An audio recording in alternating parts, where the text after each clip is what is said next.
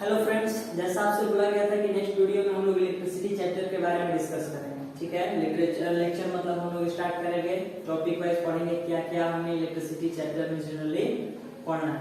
ठीक है, तो पहला हमारा वीडियो आज हम लोग इस पर पढ़ेंगे, डिस्कस करेंगे इलेक्ट्रिसिटी चैप्टर पर। ठीक है, तो पहला हम लोग देखेंगे कि इलेक्ट्रिसिटी होता क्या है। ठीक, तो देखिए ध्यान से सुनिएगा कि इलेक्ट्रिसिटी के बारे में जनरली हम लोग जानते हैं स्टडी अबाउट चार्ज। ठीक है, इलेक्ट्रिसिटी आपका है नहीं द स्टडी अबाउट चार्ज। यदि हम लोग किसी टॉपिक में फिजिक्स के किसी ब्रांच में चार्ज के बारे में पढ़ते हैं, वही क्या है आपका इलेक्ट्रिसिटी है। ठीक है, अगर जनरल भाषा में हम लोग सुने तो हम लोग एक अलग तरीके से दे थोड़ा डिफिनेशन इसका, तो एनर्जी हमारा इलेक्ट्रिसिटी एक तरह का एनर्जी भी हो सकता है, जैसे सन हमारे लिए एनर्जी है। ठीक है, उसी तरह से इलेक्ट्रिसिटी भी आजकल के मॉडर्न जमाने में क्या है, एक एनर्जी का काम कर रहा है। ठीक है, बल्ब जला रहे हैं, उस एनर्जी का इस्तेमाल करके बल्ब में चेंज कर रहे हैं, लाइट एनर्जी में चेंज कर, इस इलेक्ट्रिसिटी एनर्जी को हम लोग बहुत सारे अलग अलग एनर्जी में चेंज कर रहे हैं, हीट एनर्जी में चेंज करके यूज कर रहे हैं। तो ये आपका एक एनर्जी भी है, लेकिन जो फिजिक्स के दृष्टि से यदि देखा जाए हम लोग की फिजिक्स के भाषा में इलेक्ट्रिसिटी को क्या कहेंगे, तो हम लोग यही बोलेंगे the study about charge is known as electricity. जहां पर हम लोग किसी चार्ज के बारे में पढ़ते हैं, डिस्कस करते हैं, चार्ज का बात आया मतलब वो इलेक्ट्रिसिटी है। ठीक है, अब इस पर देखिए कि चार्ज भी आपका दो तरह का हो जाता है। क्या क्या, तो चार्ज कभी कभी आपका दो केस होगा कि चार्ज हो सकता है कि रेस्ट में हो और चार्ज मोशन में हो। ठीक है, मतलब कोई भी एग्जांपल ले लीजिए, कोई कंडक्टर ले ले या कोई रूम ले लीजिए, कहीं पर भी चार्ज अगर है तो या तो वो चार्ज रेस्ट में होगा, नहीं तो चार्ज मोशन में होगा। किसी भी यूनिवर्स के प्राणी के लिए दोनों काम है, या तो वो रेस्ट में होगा नहीं तो मोशन में होगा। उसी तरह चार्ज भी या तो वो चार्ज रेस्ट में होगा नहीं तो चार्ज मोशन में होगा। और ये चार्ज कहाँ पढ़ेंगे हम लोग, इलेक्ट्रिसिटी में। ठीक है, तो चार्ज जब रेस्ट में होगा तो उस इलेक्ट्रिसिटी भी कुछ अलग होगा। चार्ज है तो इलेक्ट्रिसिटी तो है, लेकिन चार्ज जब रेस्ट में हो तब इसको क्या बोलेंगे, और चार्ज जब मोशन में हो तब इसको क्या बोलेंगे। तो चार्ज के पोजीशन पर वो रेस्ट में है कि मोशन में है, इस बात पर हमारा क्या होता है कि इलेक्ट्रिसिटी के दो टाइप्स हो जाते हैं। इलेक्ट्रिसिटी को हम लोग दो टाइप्स में बांट देते हैं। ठीक है, इसका पहला टाइप क्या है, स्टैटिक इलेक्ट्रिसिटी। क्या बोलते हैं, स्टैटिक इलेक्ट्रिसिटी। ठीक, इसके दूसरे टाइप को बोलते हैं हम लोग करेंट इलेक्ट्रिसिटी। क्या बोला जाता है, करेंट इलेक्ट्रिसिटी। ठीक है, तो क्या हमने देखा कि ये स्टैटिक इलेक्ट्रिसिटी किस बेसिस पर बना था, तो चार्ज जब रेस्ट में होगा तब उस तरह के इलेक्ट्रिसिटी को क्या बोलेंगे, स्टैटिक इलेक्ट्रिसिटी। चार्ज है तो इलेक्ट्रिसिटी बोलेंगे, चार्ज है तो इलेक्ट्रिसिटी, और यदि वो चार्ज रेस्ट में है तो उसको क्या बोलेंगे, स्टैटिक इलेक्ट्रिसिटी। चार्ज है तो इलेक्ट्रिसिटी, यदि वो चार्ज मोशन में है तो क्या बोलेंगे, करेंट इलेक्ट्रिसिटी। ठीक है, मतलब इसमें हम लोग को क्या मिलेगा पढ़ने के लिए कि in electricity, static electricity, charge remains at rest, they do not move. Rest होने का मतलब क्या है कि वो मूव करने वाले नहीं है। ठीक है, तो बेसिकली आप समझ गए कि स्टैटिक इलेक्ट्रिसिटी क्या है। स्टैटिक इलेक्ट्रिसिटी मतलब जब यदि चार्ज रेस्ट में होगा, मतलब वो मूव नहीं कर रहा होगा, उसको बोलेंगे स्टैटिक इलेक्ट्रिसिटी। और बस इसका इन्वर्स कर देंगे, उल्टा है बिल्कुल रिवर्स। क्या, तो चार्ज इन मोशन। चार्ज किस में होगा, मोशन में होगा। यदि चार्ज मूव कर रहा है, ठीक, तो उसको क्या बोलेंगे, करेंट इलेक्ट्रिसिटी। अब बात आता है कि जो हमें इस क्लास 10th में इलेक्ट्रिसिटी चैप्टर है, इस चैप्टर में किसके बारे में पढ़ना है। ठीक है, स्टैटिक इलेक्ट्रिसिटी के बारे में कि करंट इलेक्ट्रिसिटी के बारे में। तो जनरल बात समझिए, एक ही फंडा है कि हमें इस पूरे चैप्टर में केवल और केवल करंट इलेक्ट्रिसिटी के बारे में पढ़ना है, यानी चार्ज इन मोशन। ठीक है, चार्ज इन मोशन ही हमारा है पूरे टॉपिक में, करंट इलेक्ट्रिसिटी जिसमें हमें पढ़ना है। आप लोगों को थोड़ा बहुत हम स्टैटिक इलेक्ट्रिसिटी का टॉपिक पढ़ाएंगे। ठीक है, क्यों, क्योंकि आप इतना याद रखिए, यदि आप इलेक्ट्रिसिटी चैप्टर पढ़ रहे हैं तो चार्ज के बारे में जानना जरूरी है। अभी तो केवल जाने कि चार्ज रेस्ट में हो तो क्या कहलाएगा, स्टैटिक इलेक्ट्रिसिटी, चार्ज मोशन में हो तो क्या कहलाएगा, करंट इलेक्ट्रिसिटी। लेकिन चार्ज है क्या, इसको डिफाइन कैसे करेंगे, ये कहां से आया, कोई बॉडी चार्ज कैसे होता है, उन सब के बारे में हम लोग आगे अभी डिस्कस करेंगे। ठीक है, अब हम लोग डिस्कस करते हैं कि इलेक्ट्रिक चार्ज है क्या। क्योंकि यदि आप इलेक्ट्रिसिटी चैप्टर पढ़ रहे हैं तो ये फिक्स है कि आप चार्ज के बारे में जानें, क्योंकि इलेक्ट्रिसिटी का उत्पन्न ही चार्ज से होगा। जब तक ये चार्ज के बारे में नहीं पढ़ेंगे इलेक्ट्रिसिटी कहां से जान पाएंगे। ठीक है, तो चार्ज होता क्या उससे पहले देखिए कि क्या हम लोग 9th क्लास में आप पढ़े हैं, सब लोगों का 9th क्लास का कंसेप्ट क्लियर होगा। ये हम लोग पढ़े हैं स्ट्रक्चर ऑफ एटम्स वाले चैप्टर में एटम्स के बारे में, डिस्क्रिप्शन में पढ़ा है सभी लोग क्या कि everything is made up of atom. सबको पता है दुनिया में हर एक चीज एटम से मिलकर बना हुआ है, उसमें एटम्स होता ही है। यदि एटम्स है तो आपको पता होगा कि एटम्स है तो इसमें 3 चीज तो श्योर है। कौन कौन, तो उसमें इलेक्ट्रॉन होगा, ठीक, उसमें प्रोटॉन होगा और उसमें न्यूट्रॉन होगा। ठीक है, ये इलेक्ट्रॉन का सिंबल हो गया, ये आपके प्रोटॉन का और ये न्यूट्रॉन का सिंबल। ठीक है, यानी एटम्स है तो इलेक्ट्रॉन, प्रोटॉन और न्यूट्रॉन तो होंगे। ठीक, इनको हम लोग बोलते क्या है जनरली, तो इन तीनों को हम लोग बोलते हैं fundamental particles. Fundamental particles of an atom. ठीक है, ये तीनों है क्या, एटम के फंडामेंटल पार्टिकल्स है। अगर अब बेसिकली इस पर बात किया जाए तो आप इस बात को सभी लोग जानता है कि इलेक्ट्रॉन पर कैसा चार्ज होता है, तो इलेक्ट्रॉन नेगेटिवली चार्ज होता है। ठीक, प्रोटॉन कैसा चार्ज होता है, तो प्रोटॉन खुद को पॉजिटिवली चार्ज दिखाता है। प्रोटॉन कैसा चार्ज शो करता है, तो प्रोटॉन आपका पॉजिटिवली चार्ज शो करता है। और न्यूट्रॉन न्यूट्रल होता है, सबको पता है।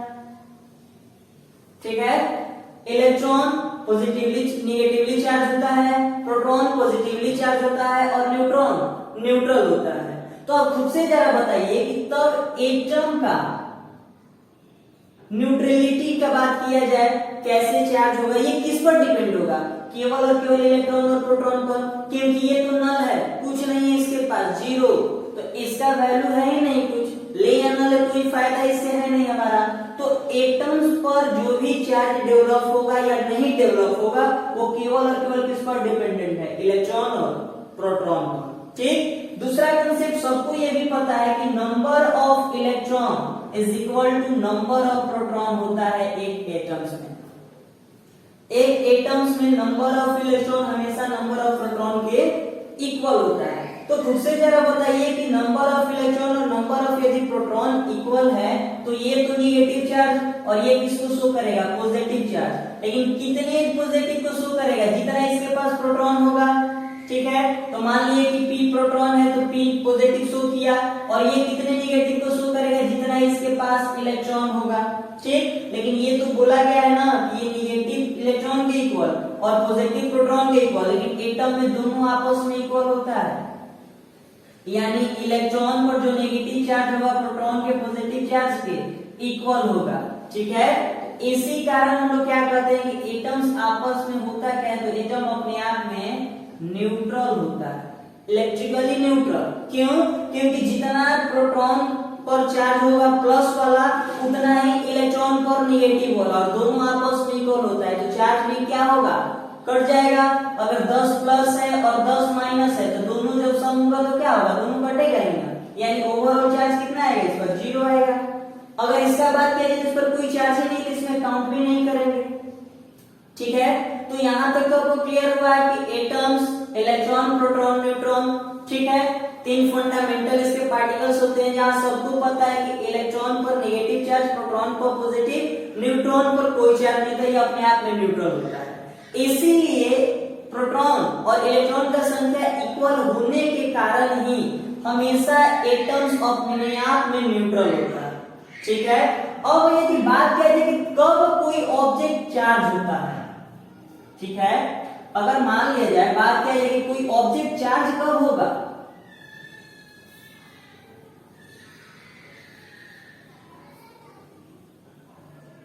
ठीक, तो यहां से एक कंसेप्ट हम लोग क्या पढ़े कि इलेक्ट्रॉन, ध्यान से सुनिएगा, इलेक्ट्रॉन जो था ये कैसा होगा, तो निगेटिवली हो शो करेगा। प्रोटॉन, तो प्रोटॉन हमेशा जो प्लस है वो पॉजिटिवली शो करेगा। ठीक, neutron,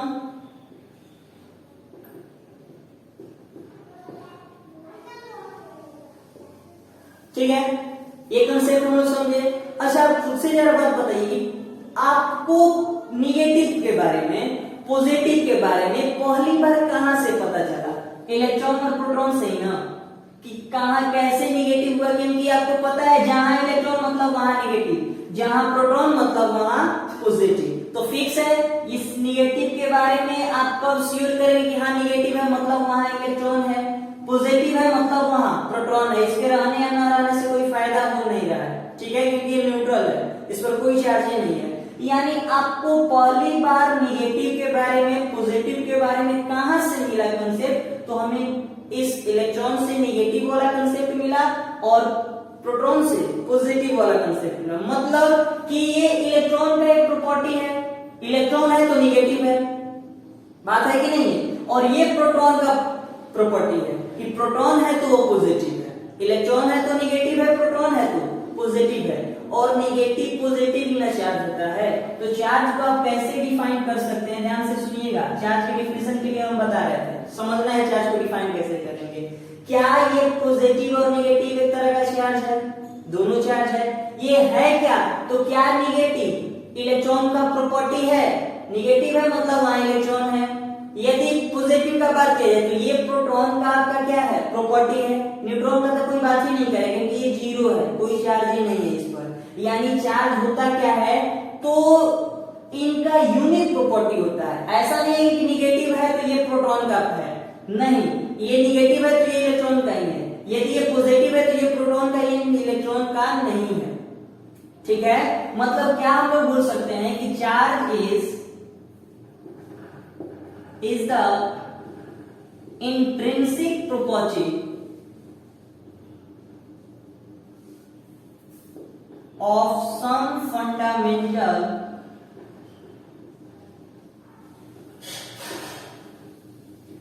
particles such as electron and proton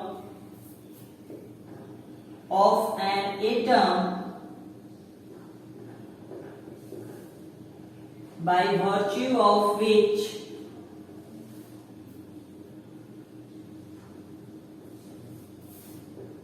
two objects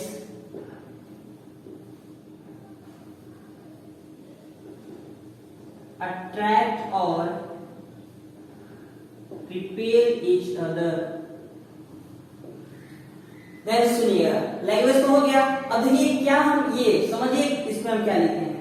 हम क्या बोले आपसे कि निगेटिव किसका प्रॉपर्टी इलेक्ट्रॉन का, पॉजिटिव किसका प्रॉपर्टी है प्रोटॉन का। तो चार्ज है क्या? निगेटिव पॉजिटिव ही ना।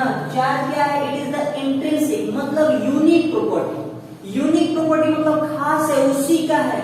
यूनिक अगर बोला जाए मेरे में कुछ यूनिक है, इसका मतलब मेरे में है और किसी में नहीं है, उसी को हम लोग इंट्रिंसिक बोल सकते हैं, ठीक है। तो ये इंट्रिंसिक प्रॉपर्टी है, चार्ज इंट्रिंसिक प्रॉपर्टी है कुछ फंडामेंटल पार्टिकल्स। किसके फंडामेंटल पार्टिकल्स? तो एटम्स के। तीन ही फंडामेंटल पार्टिकल्स के, तीन में तो एक पर कोई चार्ज ही नहीं था, केवल दो पर चार्ज था, एक पर निगेटिव का और एक पर पॉजिटिव का। तो बोल सकते हैं ना कि this is the intrinsic property of some fundamental particles, और उन सब में भी केवल दो का, एक इलेक्ट्रॉन का दूसरा प्रोटॉन का, न्यूट्रॉन पर कोई चार्ज ही नहीं है, of an atom by virtue of which two objects attract or repel each other। by virtue of which का मतलब है जिसके अनुसार, मतलब उसके होने के कारण क्या होता है कि दो ऑब्जेक्ट्स आपस में एक दूसरे को अट्रैक्ट करते हैं और या एक दूसरे को रिपेल करते हैं, ठीक है। चार्ज के डिफिनेशन के बाद अब हम लोग एक टॉपिक देखेंगे, ये क्वेश्चन जैसा है हमारा, कि कोई भी ऑब्जेक्ट चार्ज कब होगा, ठीक है। मतलब कोई भी ऑब्जेक्ट को कैसे बोल सकते हैं कि हाँ ये चार्ज ऑब्जेक्ट है, ये अनचार्ज है, ठीक है। कैसे हम लोग ये डिटरमाइन करेंगे कि हाँ वो चार्ज ऑब्जेक्ट है और वो अनचार्ज ऑब्जेक्ट है, ठीक है। इसके लिए आपको फिर से हम लोग एटम्स पर जाएंगे, ठीक। इस बार एटम्स के स्ट्रक्चर पर हम लोग बात करेंगे। तो आप सब लोग पढ़ेंगे कि एटम्स के न्यूक्लियस में न्यूट्रॉन और प्रोटॉन होता है, ठीक है। ये न्यूक्लियस हो गया, और चारों तरफ और जो ऑर्बिट है इस पर कौन मूव करता है? तो इलेक्ट्रॉन, ठीक है, ये मूव कौन कर रहा है, तो इलेक्ट्रॉन मूव करता है। ठीक है, अब ध्यान से आप सुनिए, आपको ये भी पता है कि जितना इसको कोई ठीक है समझाने में क्लियर होगा। ठीक है, आप सबको पता है कि एटम्स इलेक्ट्रिकली न्यूट्रल होता है, क्यों, क्योंकि जितना नंबर ऑफ प्रोटॉन होता है उतना ही नंबर ऑफ इलेक्ट्रॉन होता है। तो यदि इस प्रोटॉन के पास मान लिया जाए कि हमारे पास इसके पास 9 प्रोटॉन है, ठीक है, तो इसका मतलब इसके पास 9 इलेक्ट्रॉन भी होंगे। ठीक है, 9 प्रोटॉन है मतलब इसके पास 9 इलेक्ट्रॉन भी होगा, तभी तो न्यूट्रल होगा। अब ये भी 9th क्लास में पढ़ चुके हैं कि जो यहाँ पर मूव करता है या रिएक्शन में पार्टिसिपेट करता है वो केवल और केवल इलेक्ट्रॉन होता है। क्यों, क्योंकि सिंपल सा समझ लीजिए कि ये घर है, ठीक है, ये घर है और ये बाहर हो गया, घर का बाहर द्वार, ठीक है, द्वार हो गया। अब जब भी गेट पर है कोई, अगर कुछ लाना हो बाजार से मार्केट से सामान, तो किसको कोई भेजेगा, घर से बाहर निकल कर जाएगा, नहीं, जो बाहर है उसको बोलेगा जल्दी जाकर लेकर आ जाओ। ठीक है, तो ये बाहर घूम ही रहा है, घूम रहा है, तो ये जा सकता है आसानी से मार्केट और कुछ सामान लेकर आ सकता है। वही आपका यहाँ पर भी कंसेप्ट है, मतलब मूव कौन करेगा, तो केवल और केवल इलेक्ट्रॉन, प्रोटॉन और न्यूट्रॉन घर में बैठा रहेगा। ठीक है, तो यहाँ पर यदि मूव का बात किया जाए तो मूव में दो क्या काम हो सकता है, या तो आएगा और नहीं तो ये जाएगा। बात है कि नहीं है, ये इलेक्ट्रॉन बाजार जाएगा और नहीं, सॉरी, बाजार से आएगा और नहीं तो घर से बाजार जा सकता है। ठीक है, तो यदि मान लिया जाए कि यहाँ पर जो 9 इलेक्ट्रॉन खेल रहा था, बाहर घूम रहा था, उसमें से एक इलेक्ट्रॉन, 9 तो पहले से था, एक इलेक्ट्रॉन आ गया। ठीक, एक इलेक्ट्रॉन क्या कर रहा है, मार्केट से आ रहा है। ठीक है, और जब मार्केट से आ गया यहाँ पर, तो अब इसके पास टोटल इलेक्ट्रॉन कितना हो जाएगा, क्या ओवरऑल इलेक्ट्रॉन 10 इलेक्ट्रॉन इसके पास हो जाएगा, होगा। तो ध्यान से देखिएगा, पहले के केस में क्या था कि टोटल 9 इलेक्ट्रॉन थे। ठीक, टोटल 9 इलेक्ट्रॉन था और टोटल प्रोटॉन कितना था, तो 9 प्रोटॉन था। टोटल 9 इलेक्ट्रॉन, टोटल 9 प्रोटॉन, ये दोनों इक्वल था, और जब दोनों इक्वल था तो इसका रिजल्ट क्या निकला था, न्यूट्रल था कि नहीं था, क्या निकला, न्यूट्रल। ये जैसे ही एक इलेक्ट्रॉन आया, अब नंबर ऑफ प्रोटॉन तो वही है, नंबर ऑफ प्रोटॉन 9 ही है, लेकिन नंबर ऑफ इलेक्ट्रॉन क्या हो गया, एक बढ़ गया। तो पहले 9 था, अब कितना हो गया, 10 इलेक्ट्रॉन हो गया। तो अब खुद से जरा ध्यान से देखिएगा कि इसमें ज्यादा कौन हो गया, 10 इलेक्ट्रॉन की 9 प्रोटॉन, बड़ा तो 10 ही ना है, यानी ये अब बढ़ गया। और जब ये बढ़ गया, ध्यान से देखिएगा, जब ये बढ़ गया तो अब ये चार्ज तो हो गया, कैसा चार्ज, तो इलेक्ट्रॉन का संख्या ज्यादा है, मतलब निगेटिव चार्ज, ये अब निगेटिवली चार्ज हो गया। ठीक, अगर मान लिया जाए कि ये जो 9 था, 9 जो खेल रहा था यहाँ पर, इसको बाजार जाना पड़े मार्केट, तो यहाँ से एक इलेक्ट्रॉन उठा, 9 में से चला गया बाहर, तो अब इलेक्ट्रॉन कितना बच गया, 8 बच गया, यानी अब 8 इलेक्ट्रॉन बच गया। प्रोटॉन तो घर ही में बैठा है, इसका मूव ही नहीं करना है, घर में ही रहेगा, यानी ये 9 ही प्रोटॉन रहेगा। तो अब ध्यान से देखिएगा, तो ये 8 और ये 9, तो बड़ा ये हो गया ना। ठीक है, तो जब ओवरऑल चार्ज निकालेंगे तो एक प्रोटॉन ज्यादा है, इसका मतलब इसमें पॉजिटिव चार्ज होगा,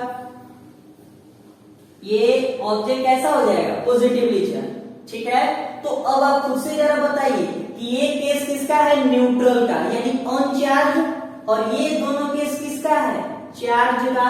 हम लोग बात यही कर रहे थे, कोई भी ऑब्जेक्ट चार्ज कब होगा, कैसे कोई ऑब्जेक्ट चार्ज होगा।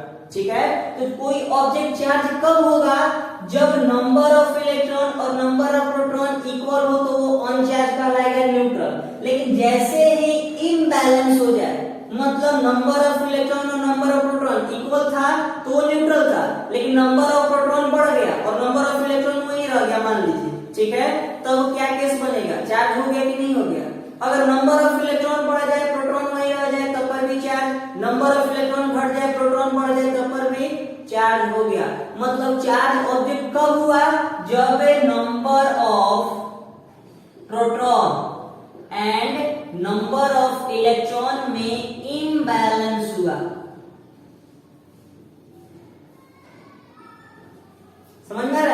जब नंबर ऑफ इलेक्ट्रॉन और नंबर ऑफ प्रोटॉन दोनों में इम्बैलेंस, इम्बैलेंस का मतलब इक्वल ना होना, एक बड़ा तो एक छोटा होना, तो जब नंबर ऑफ प्रोटॉन और नंबर ऑफ इलेक्ट्रॉन में इम्बैलेंस होता है, दोनों अलग अलग हो जाता है क्वांटिटी में, तभी हमारा ऑब्जेक्ट कोई भी चार्ज होता है। ठीक है, इसका मतलब when the number of electron and the number of proton get imbalance then the object will be charge. जब नंबर ऑफ इलेक्ट्रॉन और नंबर ऑफ प्रोटॉन उस ऑब्जेक्ट का इम्बैलेंस हो जाएगा, मतलब कोई ज्यादा हो जाए कोई कम हो जाए, तब वो ऑब्जेक्ट क्या हो जाएगा, चार्ज हो जाएगा। जैसे यहाँ पर ध्यान दीजिए, 9 था दोनों, तो क्या था, न्यूट्रल था, लेकिन जैसे ही इलेक्ट्रॉन बढ़ गया तो इम्बैलेंस हुआ ना, इम्बैलेंस हुआ, बस वो चार्ज हो गया। कैसा चार्ज हो उससे हमको मतलब नहीं, चार्ज हो गया ना। फिर जब घट गया एक इलेक्ट्रॉन, तब पर भी क्या हो गया, चार्ज हो गया। ठीक है, तो आपका कोई भी ऑब्जेक्ट चार्ज कब होगा, जब उस ऑब्जेक्ट का में नंबर ऑफ प्रोटॉन और नंबर ऑफ इलेक्ट्रॉन का संख्या में चेंजिंग आएगा, कोई बड़ा हो जाए कोई छोटा हो जाए, कोई बढ़ जाए या घट जाए। ठीक है, तो जब क्वांटिटी में नंबर ऑफ इलेक्ट्रॉन और प्रोटॉन के क्वांटिटी में इम्बैलेंस हो, तब हमारा ऑब्जेक्ट क्या हो जाता है, चार्ज हो जाता है। ठीक है, तो हम लोग बात करेंगे टाइप्स ऑफ चार्ज।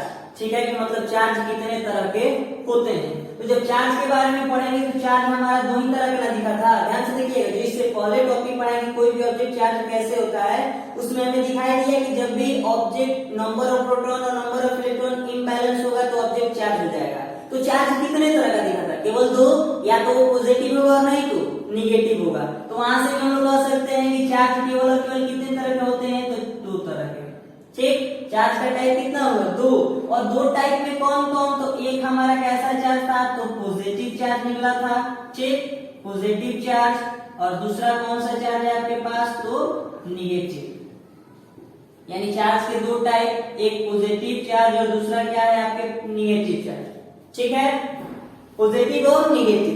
अगर आपसे कोई पूछ दे कि आप डिफाइन कीजिए कि पॉजिटिव चार्ज किसको बोलते हैं, निगेटिव चार्ज किसको बोलते हैं, तो ये तो डिफिनेशन नहीं ना होगा, ये हो गया निगेटिव, ये पॉजिटिव चार्ज और ये हो गया निगेटिव चार्ज। ठीक है, साइन दिखा दिए, माइनस का निगेटिव चार्ज है और प्लस दिखा दिए पॉजिटिव चार्ज है। ये तो सही नहीं है। हाँ, चलिए अब हम लोग बात करेंगे इसका डिफिनेशन कैसे देंगे, कि कोई भी ऑब्जेक्ट पॉजिटिव चार्ज होगा तो उसको कैसे डिफाइन आप कीजिएगा। ठीक है, तो बिल्कुल पिछला कंसेप्ट आप ध्यान दीजिएगा। पिछले कंसेप्ट में हमने क्या बताया कि जब 9 आपके पास इलेक्ट्रॉन था, ठीक है, और 9 आपके पास प्रोटॉन था, तो ये तो केस किसका था, न्यूट्रल का, यानी ऑब्जेक्ट को चार्ज ही नहीं होगा। तो ये तो कंसेप्ट ही हम हटा देंगे। लेकिन जब आपके पास कितना हो गया था, 10 इलेक्ट्रॉन, ठीक, और 9 प्रोटॉन था। पिछला कंसेप्ट 10 इलेक्ट्रॉन और 9 प्रोटॉन था, तब हम लोग का ये कैसा चार्ज हुआ था, याद है। अभी ध्यान दीजिए ना कि ये बड़ा है इलेक्ट्रॉन, यानी कैसा चार्ज, तो निगेटिवली चार्ज बना था, यही ना, कैसा चार्ज बना था, निगेटिवली चार्ज। दूसरा कंसेप्ट था कि जब 8 इलेक्ट्रॉन हुआ था और 9 प्रोटॉन हुआ था, ज्यादा 9 प्रोटॉन था, तब ये चार्ज कैसा कहलाया था, तो पॉजिटिवली चार्ज कहलाया था। ठीक है, तो जब आप खुद से देखिए कि प्रोटॉन का संख्या क्या है, सेम, ठीक, क्योंकि प्रोटॉन तो मूव करता नहीं है, मूव कौन करता है, इलेक्ट्रॉन। तो जब इलेक्ट्रॉन का संख्या प्रोटॉन से ज्यादा हो, दिखाई दे रहा है, जब इलेक्ट्रॉन का संख्या प्रोटॉन से मैक्सिमम हो, ज्यादा हो किसी ऑब्जेक्ट में, तो वो ऑब्जेक्ट कैसा चार्ज कहलाएगा, नेगेटिवली चार्ज। ठीक, जब इलेक्ट्रॉन का संख्या प्रोटॉन के संख्या से कम हो, तब क्या कहलाएगा, पॉजिटिव चार्ज। ज्यादा के लिए हम लोग कौन सा वर्ड इस्तेमाल करते हैं, एक्सेस। ठीक है, मतलब हम लोग क्या बोल सकते हैं कि जब एक्सेस ऑफ इलेक्ट्रॉन हो, एक्सेस ऑफ इलेक्ट्रॉन, ठीक, जब एक्सेस ऑफ इलेक्ट्रॉन मतलब ज्यादा इलेक्ट्रॉन हो सब्जेक्ट में, तो वो ऑब्जेक्ट कैसा होगा, नेगेटिवली चार्ज। आपको दिख रहा है कि प्रोटॉन से इलेक्ट्रॉन ज्यादा है, इसका मतलब एक्सेस ऑफ इलेक्ट्रॉन है, मतलब नेगेटिव चार्ज है। तो कैसे डिफाइन करेंगे, the object is said to be negative when the excess of electron present in it. जब ऑब्जेक्ट में मैक्सिमम अमाउंट में या एक्सेस इलेक्ट्रॉन प्रेजेंट होगा, तो वो क्या कहलाएगा, नेगेटिव। ये क्या है, तो इसमें इलेक्ट्रॉन का संख्या कम है और मैक्सिमम किसका है, प्रोटॉन का। ठीक है, तो कमी है ना इलेक्ट्रॉन का, क्या है, कमी। अब क्या आप लोग पढ़े हैं कि विटामिन ए की कमी से नाइट ब्लाइंडनेस पढ़े हैं। अब वो हम इसलिए बता रहे हैं कि वहां विटामिन ए की कमी के लिए आप कौन सा इस्तेमाल करते हैं, डिफिशियंसी ऑफ विटामिन ए, वही इस्तेमाल कीजिए। यहाँ पर भी क्या लिखेंगे हम लोग प्रोटॉन के लिए, डिफिशियंसी ऑफ इलेक्ट्रॉन्स। ठीक, जब डिफिशियंसी ऑफ इलेक्ट्रॉन होगा किसी भी ऑब्जेक्ट में तो वो ऑब्जेक्ट कैसा हो जाएगा, पॉजिटिवली चार्ज। ध्यान से देखिए, जब डिफिशियंसी ऑफ इलेक्ट्रॉन होगा, कम हो गया इलेक्ट्रॉन, तब वो कैसा हो गया, पॉजिटिवली चार्ज। लेकिन जैसे ही मैक्सिमम था यानी एक्सेस ऑफ इलेक्ट्रॉन था तो निगेटिवली चार्ज। ठीक है, जब आपके पास हो गया क्या, एक्सेस ऑफ इलेक्ट्रॉन तो निगेटिवली, डिफिशियंसी ऑफ इलेक्ट्रॉन हो गया तो क्या कहलाएगा, पॉजिटिवली चार्ज। तो दोनों क्लियर है, types of charge positive negative. ठीक है, टाइप्स ऑफ चार्ज तो हो गया। अब हम लोग बात करेंगे प्रॉपर्टीज ऑफ चार्ज। ठीक है, कि चार्ज की कौन कौन से प्रॉपर्टी है। तो सिंपल सा चार्ज था कि चार्ज तो हम लोग पढ़े देखे कि ये इंट्रिंसिक खुद प्रॉपर्टी था किसका, सम फंडामेंटल पार्टिकल जिसमें इलेक्ट्रॉन और प्रोटॉन का ये खुद प्रॉपर्टी था। तो इसका क्या क्या प्रॉपर्टी होगा, तो ध्यान से देखिएगा। पहला प्रॉपर्टी का होता है क्या, कि like charges repel each other and unlike charges attract each other। Clear है, क्या बोला गया कि जब लाइक चार्जेस होगा, लाइक मतलब एक जैसा, ठीक, जब एक जैसा चार्ज होगा तो वो एक दूसरे को रिपेल करेगा, मतलब दूर भेजेगा। ठीक है, और जब अनलाइक चार्जेस होगा तो वो एक दूसरे को क्या करेगा, अट्रैक्ट करेगा। क्लियर है ना, मतलब क्या, अगर देखा जाए हम लोग तो ये मान लिया हमारा क्या है, निगेटिव है। ठीक, और ये क्या है, पॉजिटिव है। तो ये दोनों क्या है, अनलाइक है, एक माइनस है तो एक प्लस है, तो ये दोनों क्या करेगा, एक दूसरे को अट्रैक्ट करेगा, एक दूसरे की तरफ आएगा। ठीक है ना, ये इधर फोर्स लगाएगा और ये इधर फोर्स लगाएगा। लेकिन यहीं पर यदि हमारे पास ऑब्जेक्ट में हो, एक के पास पॉजिटिव और दूसरे के पास भी क्या हो, पॉजिटिव, तब क्या होगा, तो दोनों like charges repel each other, यानी ये इधर भेजेगा और ये इधर फोर्स लगाएगा। ठीक, यदि मान लिया जाए, अगला केस देखा जाए फिर से, एक अगला ऑब्जेक्ट है जिसके पास केवल निगेटिव है और दूसरा है जिसके पास केवल निगेटिव है, तो दोनों कैसा चार्ज, लाइक चार्ज नहीं है, निगेटिव है तो क्या होगा, लाइक है ना, और जब लाइक है तो एक दूसरे को रिपेल करेगा। ठीक है, यानी क्या समझे कि like charges repel each other and unlike charges attract each other. ठीक, इसका सबसे अच्छा एग्जांपल है the relation between a girl and a boy. जितना अच्छा रिलेशन एक लड़का और एक लड़की के बीच में होगा, यानी अनलाइक है, और अनलाइक है तो अट्रैक्शन, और जब बॉयज बॉयज हो तो वो क्या है, लाइक है तो रिपल्सन, गर्ल्स गर्ल्स हो तो लाइक मतलब रिपल्सन, वही कंसेप्ट है।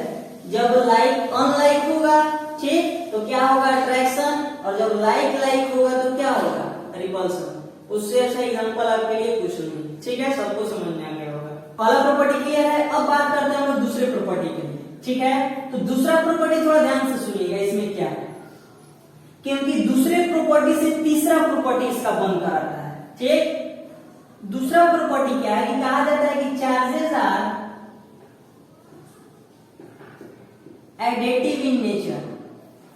ठीक है, एडिटिव इन नेचर। एडिटिव मतलब क्या, सिंपल सा वही कंसेप्ट है, बोलिएगा क्या, तो जोड़, है ना लोग, ऐड, वही चीज है एडिटिव इन नेचर, मतलब वो जुड़ सकता है। कैसे, तो मान लिए ये ऑब्जेक्ट है जिस पर बोला गया कि इसके पास आपका चार्ज है तो प्लस का 5 है। ठीक, और इस ऑब्जेक्ट के पास चार्ज है माइनस का 4।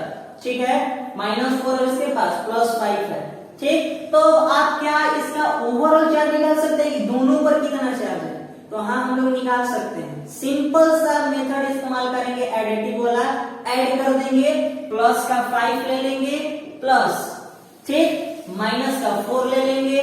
ठीक है, क्या हो जाएगा, प्लस का 5 और प्लस माइनस, माइनस का 4, यानी ओवरऑल चार्ज क्या आएगा, +1। और क्या इसी कंसेप्ट पर ना हम लोग वो 9 और 4 जो था, 9 इलेक्ट्रॉन और 10 मान लीजिए प्रोटॉन था, इसी कंसेप्ट पर ना हम लोग पता कर रहे थे कि हाँ ये +1 का चार्ज बनेगा पॉजिटिव। अगर ये दोनों जुड़ता नहीं तो ये आता नहीं, इसका मतलब ये किस नेचर का होता है, एडिटिव नेचर। मतलब हम लोग जो भी चार्जेस हैं उनको जोड़ सकते हैं, ठीक है। अलग अलग चार्जेस को जोड़कर हम लोग उसका इक्विवेलेंट टोटल चार्ज निकाल सकते हैं, ठीक है। और ये अलजेब्रिकली हम लोग ऐड कर सकते हैं, अलजेब्रा की तरह सिंपल x + y + z जितना आएगा सबको जोड़ते जाएंगे। और जब बिना कोई भी चार्ज अलजेब्रिकली एडेड हो जाए, बिना किसी रूल रेगुलेशन का, डायरेक्शन का बात न किया जाए, तो सिंपल सा आ जाता है आपका स्केलर क्वांटिटी, ठीक है। मतलब इसमें आप साफ देख रहे हैं कि केवल हमें क्वांटिटी से मतलब है, उसी से मतलब है, मैग्नीट्यूड से मतलब है, उसका कितना अमाउंट है, ठीक है। कहां है इससे मतलब नहीं है, किस डायरेक्शन में उससे मतलब ही नहीं है। +5 है ना, बस उसी से मतलब है। -4 है ना, इसी से मतलब है, दोनों को जोड़कर +1 निकाल देंगे।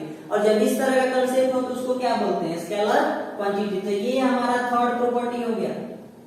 Second, charges are additive in nature, समझ में आया, मतलब हम लोग अलग अलग चार्जेस को जोड़कर नया चार्ज निकाल सकते हैं, उसका टोटल चार्ज। और ये अलजेब्रिकली बिना डायरेक्शन के रिक्वायरमेंट का जुड़ सकता है, केवल मैग्नीट्यूड हमें चाहिए, उसका अमाउंट चाहिए। और जब किसी फिजिकल क्वांटिटी में केवल मैग्नीट्यूड का बात किया जाए, उस तरह की क्वांटिटी को क्या बोलते हैं हम लोग, स्केलर क्वांटिटी। इसका मतलब थर्ड प्रॉपर्टी क्या हो जाएगा इसका, charge is a scalar quantity. और इसके लास्ट प्रॉपर्टी के बारे में आप जानिए। तो लास्ट प्रॉपर्टी है मतलब इसका एसआई यूनिट सिंपल ही जानना है कि एसआई यूनिट क्या होता है। तो चार्ज का एसआई यूनिट कूलम्ब, ठीक, जिसको कैपिटल सी से हम लोग डिनोट करते हैं। इसका सीजीएस यूनिट होता है स्टेट कूलम्ब। क्या होगा, स्टेट कूलम्ब, या हम लोग इसको एक और नाम से बोलते हैं इलेक्ट्रोस्टैटिक यूनिट ऑफ चार्ज, ठीक है, जिसको हम लोग ESU से डिनोट करते हैं, ESU, electrostatic unit of charge. और 1 कूलम्ब में 3 × 10⁹ ESU होता है। ये केवल नॉलेज के लिए आपका है, बेसिकली आपको 10 तक इतना ही जानना है, ठीक है। ऐसे यूनिट याद रखिए, क्या होता है, कूलम्ब याद रखिएगा, ठीक। सीजीएस यूनिट, ठीक, सीजीएस यूनिट क्या होता है, स्टेट कूलम्ब या इलेक्ट्रोस्टैटिक यूनिट ऑफ चार्ज, ठीक है। एक कूलम्ब में 3 × 10⁹ ESU यानी स्टेट कूलम्ब होता है। क्लियर है ना। तो आपका प्रॉपर्टीज ऑफ चार्जेस यहां तक क्लियर हो गया। तो दोस्तों अगले वीडियो में हम लोग बात करेंगे methods of charging, electrostatic force, Coulomb's law, electric field जैसे इंपॉर्टेंट टॉपिक्स पर। तो यदि आपको वीडियो पसंद आया हो तो लाइक करें और कमेंट जरूर करें कि आपको वीडियो कैसा लगा। तब तक के लिए बहुत बहुत धन्यवाद।